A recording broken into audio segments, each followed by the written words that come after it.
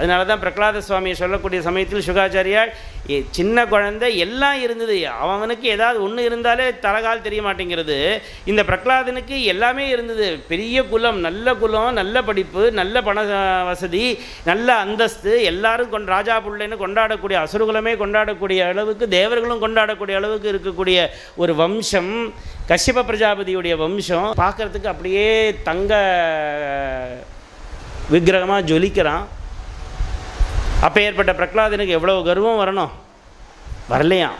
இவ்வளவும் ஏதாவது ஒன்று இருந்தாலே அவன் குதிப்பான்.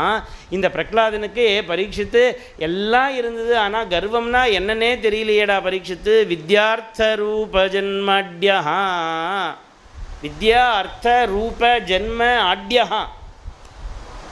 எல்லாம் இருக்குது, ஆனால் இவனுக்கு கர்வம்னா என்ன தெரியல. ஏன்னாள் பக்தி என்ற பகவானுடைய பக்தி இவனை கட்டி போட்டு வச்சுருக்காள். அவள் ஊட்டின பாலை குடித்து வளர்ந்துருக்கான். அதனால இவனுக்கு கர்வம்னா என்னன்னு தெரியல, ஆசைனா என்னன்னு தெரியல, கோபம்னா என்னன்னு தெரியல.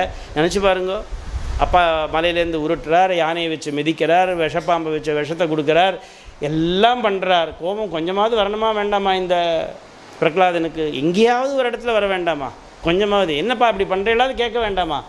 அவன் பாட்டுக்கு பகவானை பதிச்சுட்டு இருக்கான். என்ன யார் யாருக்கு என்னென்ன பகவான் வச்சுருக்கானோ விதிச்சிருக்கானோ அது நடக்க போகிறது.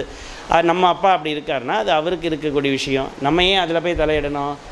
நம்ம செய்ய வேண்டிய தர்மத்தை பண்ணுவோம், நாம் பகவானை பஜிப்போம், அப்பாவுக்கு கொடுக்க வேண்டிய மரியாதை கொடுப்போம், போரும், அவ்வளவுதான்.